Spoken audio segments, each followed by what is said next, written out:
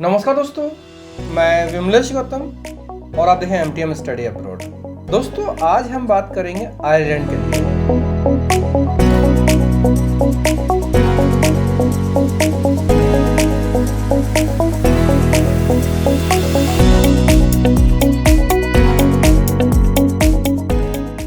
Ireland एक European country है और एक बहुत ही अच्छी कंट्री है। काफ़ी लोगों ने इसका नाम भी सुना होगा और इस कंट्री के लिए ड्रीम भी किया होगा कि उनको आयरलैंड जाना है। दोस्तों, आयरलैंड के लिए अगर आपका प्लानिंग है, जैसे अगर आपकी एज ज़्यादा हो गई है और आपको प्लान करना है, तो ये मान लीजिए आयरलैंड एक आपके लिए डेस्टिनेशन हो सकती है। अगर आप अपने फैमिली पर्सन को, चिल्ड्रन को एक अच्छी लाइफ देना चाहते हैं तो आयरलैंड आपके लिए एक डेस्टिनेशन हो सकती है। अगर आप अपने बच्चों की एक अच्छी एजुकेशन देना चाहते हैं, उनके फ्यूचर को संभालना चाहते हैं, तो आपके लिए एक डेस्टिनेशन हो सकती है। दोस्तों, अगर आपकी एज 40 साल भी है तो डोंट वरी, इसमें कोई परेशानी वाली बात नहीं है। आपको हम यूरोप भेज सकते हैं, आयरलैंड भेज सकते हैं और आप अपने सपनों को पूरा कर सकते हैं। हमारे पास कौन से प्रोग्राम हैं, क्या क्राइटेरिया है, सारी इन्फॉर्मेशन इस वीडियो में आपको प्रोवाइड करने वाला हूँ। दोस्तों, हमारे पास अभी जो कोर्स है वो MBA है, MBA इन आयरलैंड। 1 ईयर का प्रोग्राम है, 1 ईयर फुल टाइम है, 1 ईयर फुल टाइम प्रोग्राम है। मीन्स कंप्लीट फुल ईयर आपको स्टडी करना होगा और ये बहुत ही इंपॉर्टेंट प्रोग्राम है क्योंकि जनरली MBA 2 ईयर का होता है। तो किसी को भी जिनको वर्किंग करने के पर्पज से जाना है, डेफिनेटली ये कोर्स उनके लिए बहुत ही अच्छी गोल्डन अपॉर्चुनिटी साबित हो सकता है। इंफॉर्मेशन इस प्रकार से है, ये जो प्रोग्राम रहेगा MBA का, इसमें क्राइटेरिया रहेगा 10th 12th और डिग्री में उनको 60% पास होना कंपलसरी है। 60 से कम नहीं होना चाहिए एग्रीगेट में। जो भी परसेंटेज है फाइनल 60% होना चाहिए। किसी सब्जेक्ट में कम ज़्यादा हो चलेगा, लेकिन कोई एटीकेटी नहीं होना चाहिए और किसी सब्जेक्ट में फेल भी नहीं होना चाहिए। पास होना चाहिए, 10th पास, 12th पास और ग्रेजुएशन पास, ये होना चाहिए और 60% से कम नहीं होना चाहिए, पहला क्राइटेरिया। दूसरा, गैप एक्सेप्टेड। अगर 40 साल तक के भी हैं तो भी आपको हम प्रोसेस कर सकते हैं क्योंकि इसमें गैप एक्सेप्टेड है। PCC रिक्वायरमेंट है, PCC कोई भी कैंडिडेट PCC निकलना चाहिए, PCC क्लियर होगा वो इसमें अप्लाई कर सकते हैं। इंग्लिश अच्छी होना चाहिए क्योंकि इसमें इंग्लिश का टेस्ट होता है। इंग्लिश एक्सीलेंट कम्युनिकेशन स्किल होना चाहिए और इसमें जो टेस्ट होगा, टेस्ट को भी पास करना होगा। और इसमें डुओलिंगो टेस्ट रहता है, एक्चुअली डुओलिंगो टेस्ट आपको पास करना होगा। उसमें भी एक प्रकार से देखा जाए तो काफ़ी कंफर्टेबल तरीके से कर सकते हैं। IELTS और TOEFL की तुलना में सरल है, आसान है। अगर आप इंग्लिश में कॉन्फिडेंट हैं तो इस टेस्ट को क्वालिफाई कर सकते हैं। इंटरव्यू नहीं होगा इसमें, एडमिशन के लिए कोई भी इंटरव्यू नहीं होगा, सिर्फ आपके डॉक्यूमेंट्स के बेस पे ही होगा।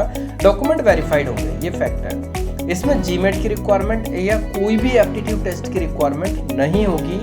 मेल फीमेल दोनों अप्लाई कर सकते हैं और एज लिमिट 40 साल तक के लोग भी इसमें अप्लाई कर सकते हैं। 40 साल, जो 40 साल के अभी रिसेंटली हुए हैं वो भी अप्लाई कर सकते हैं, या फिर 40 साल होने वाले हैं बट 40 साल से ज़्यादा नहीं होना चाहिए।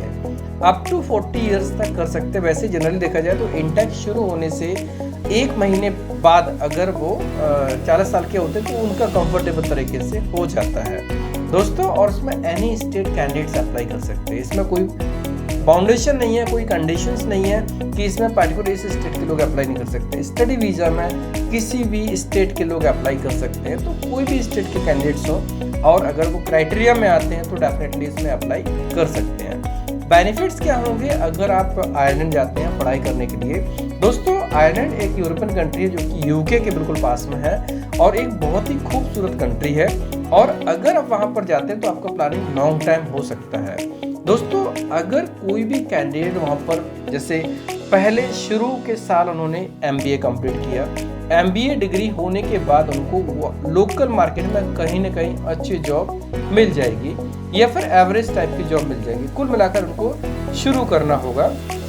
उन्होंने वहाँ पर जॉब शुरू किया, 2 ईयर 3 ईयर्स की जॉब का एक प्रोजेक्ट मिलता है जनरली, और ये प्रोजेक्ट करने के बाद वो वहाँ पे जैसे जॉब शुरू हो जाती है, फिर उसके बाद तो कंटिन्यू करना बंदे की खुद की क्वालिटी के ऊपर होता है। ठीक है, MBA कंप्लीट किया आपने, किसी भी कंपनी में ज्वाइन किया 1 ईयर का, 1 ईयर आपने काम किया तो ये मान लीजिए, फिर उसके बाद का एक्सटेंशन तो आपकी काबिलियत के ऊपर रहेगा। तो ये मान लीजिए आपने अगर 5 ईयर वहाँ निकाले तो आपको वहाँ का पासपोर्ट मिल जाएगा। दोस्तों ये बहुत इंपॉर्टेंट है, बहुत ही बड़ी अचीवमेंट होगी अगर आपने वहाँ का पासपोर्ट हासिल किया।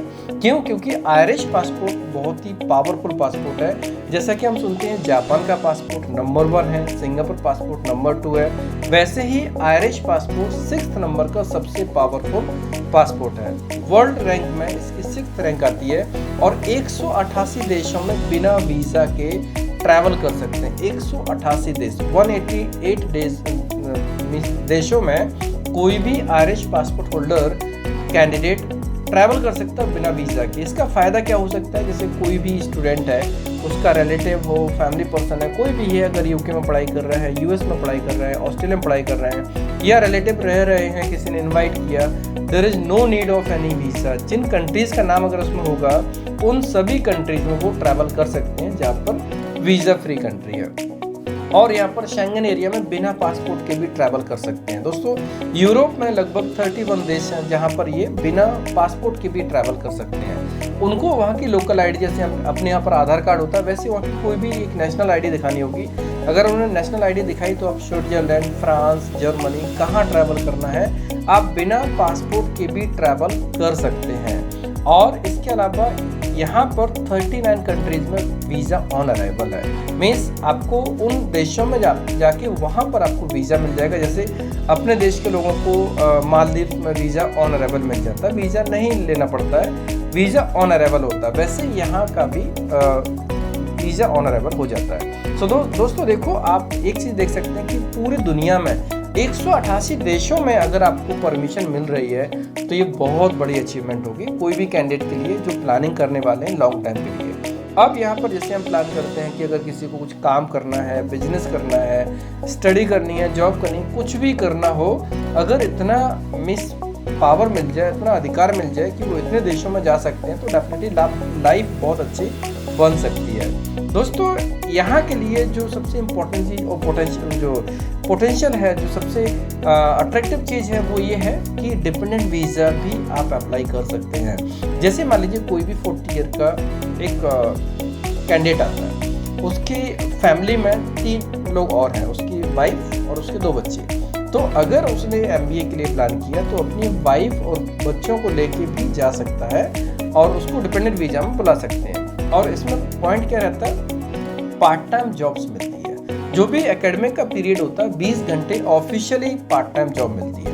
20 आवर्स वो पार्ट टाइम जॉब कर सकती है, डिपेंडेंट फुल टाइम जॉब कर सकते हैं। मीन्स दोनों का सर्वाइवल आराम से हो सकता है।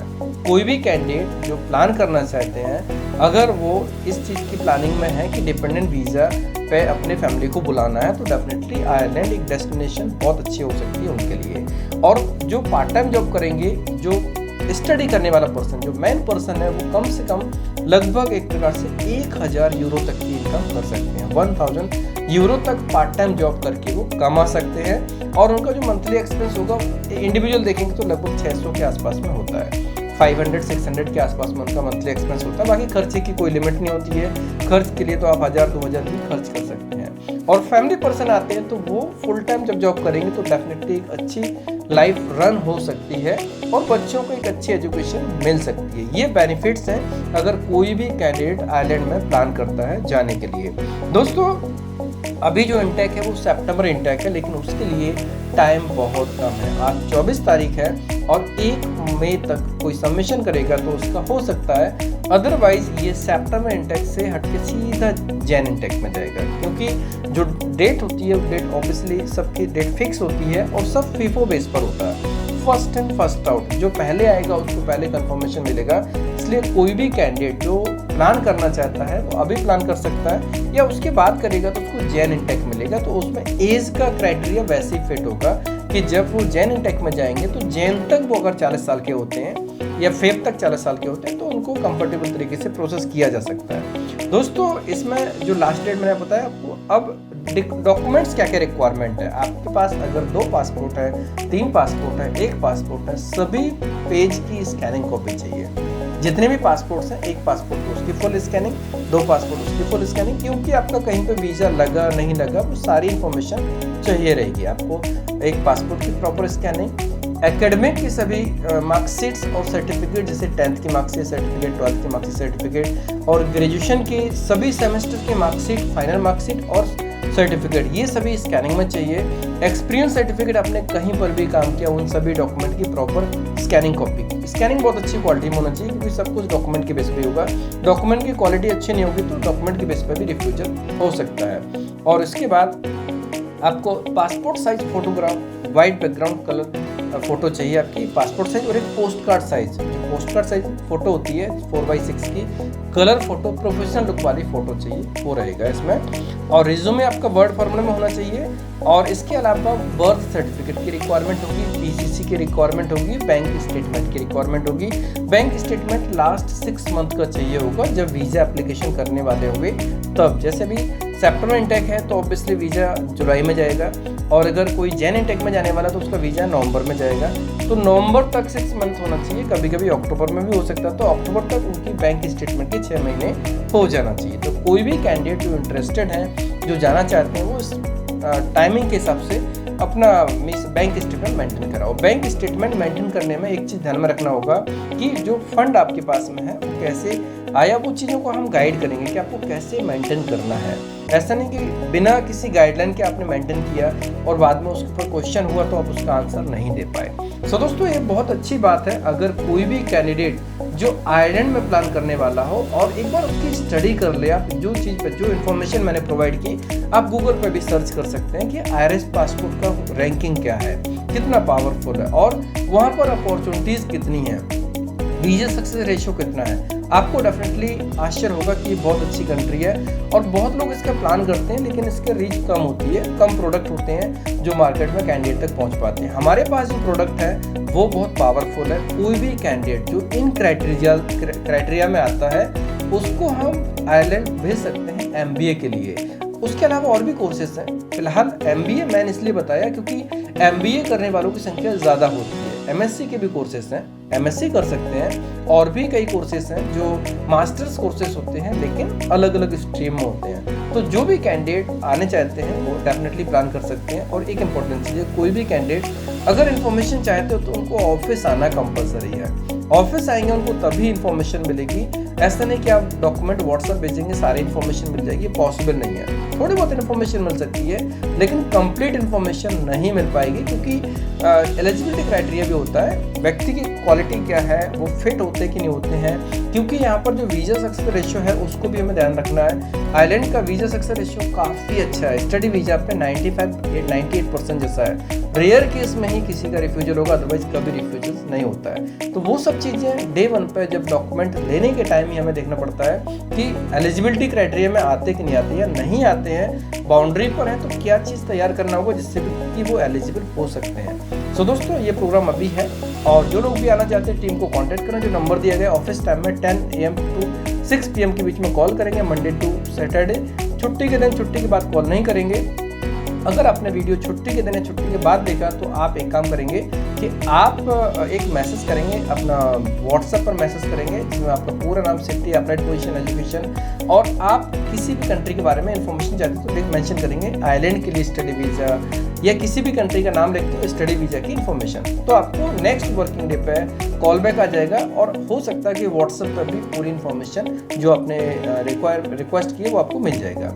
दोस्तों, ये प्रोग्राम्स आपको कैसा लगा? अगर आपको पसंद आया तो अपने दोस्तों में, क्लासमेट, कलीग्स को शेयर कर सकते हैं। जो रिलेवेंट लोग होंगे, इंटरेस्टेड होंगे, जिनका बजट होगा, जिनकी प्लानिंग होगी, वो इस गोल्डन अपॉर्चुनिटी का लाभ ले सकते हैं। दोस्तों, आप हमारे सोशल मीडिया के पेज जैसे Facebook, Instagram, Telegram, MTM study abroad के नाम से उनको ज्वाइन कर सकते हैं, लाइक कर सकते हैं, जिससे कि आपको future updates time to time मिलते रहेंगे।